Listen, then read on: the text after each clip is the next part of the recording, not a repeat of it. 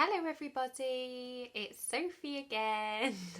Nice to see you all today. I hope you're all okay and you are keeping well at home. It's been really nice over the last couple of days because I've been able to ring you guys and to FaceTime some of you and to find out the different things that you're doing at home. And also I found out that you're really enjoying my stories and some of you listen to them before you go to sleep at night. So that is really lovely and it's been nice to hear. It's been lovely catching up with you all. Those of you who I haven't FaceTimed yet, I'm more than happy to do so. So if you want to leave a little message at the bottom, I can get back to you, and if you leave like a date that's good for you and a time, I am more than happy to organise that so we've got a FaceTime sorted for you. Okay? Right. I've got another story today and it is The Tunnel. My group know this story and we often read this story in the afternoon because my afternoon group really love this story. So make sure you're sitting comfy and I will start reading the story. Okay. The Tunnel by Anthony Browne.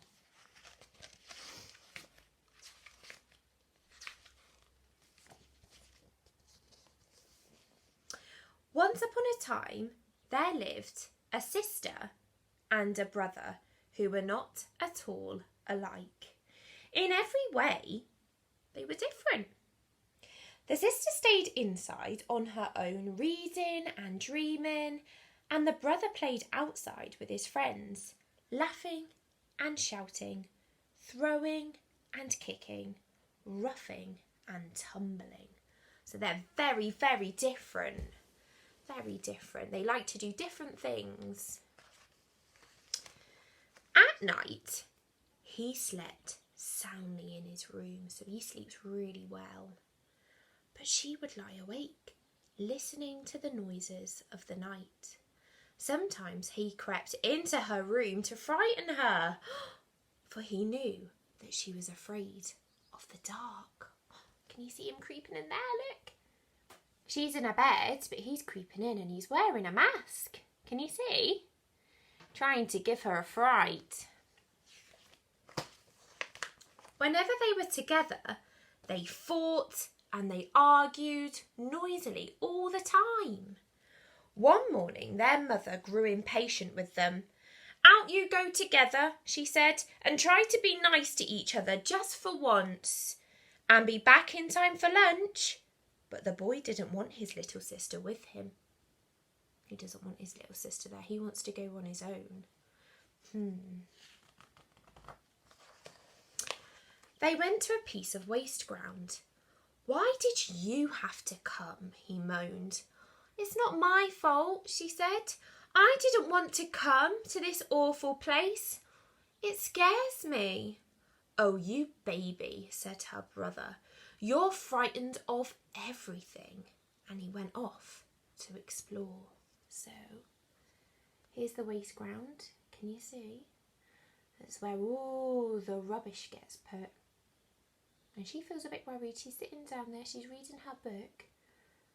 And he's still not being very kind to her. Still not being very kind. "Hey, come here," he yelled a little while later. She walked over to him. "Look," he said, "a tunnel. Come on, let's see what's at the other end." No, you mustn't," she said. "There might be witches or goblins or anything down there." "Oh, don't be so wet," said her brother. "That's kids' stuff. We have to be back by lunchtime," she said. So look, there's the tunnel. And the brother's going in. She's just watching at the minute. Do you think she'll go in too? Let's find out. His sister was frightened of the tunnel, and so she waited for him to come out again. She waited and waited, but he did not come. She was close to tears. What could she do? She had to follow him into the tunnel. She has gone, look. Off she goes into the tunnel. The tunnel was dark and damp and slimy and a bit scary. In she goes. She's crawling into the tunnel. At the other end, she found herself in a quiet wood. There was no sign of her brother, but the wood soon turned into a dark forest. She thought about wolves and giants and witches, and she wanted to turn back, but she could not, for what would become of her brother if she did? By now, she was very frightened, and she began to run faster and faster. So there she is in the scary woods. And she's feeling a bit worried. She doesn't know where she is. And her mummy doesn't know where she is. And mummy will be really worried about her. She hasn't listened to what her mummy told her. Oh, look. She's going faster through the scary wood. Oh, running, running, running. Just when she knew she could run no further, she came to a clearing. There was a figure, still as stone. It was her brother. Oh no, she sobbed. I'm too late. Look, he's turned into stone. Oh no, he's turned into stone. She threw her arms around the cold hard form and she wept. Very slowly, the figure began to change colour, becoming softer and warmer. Then, little by little, it began to move.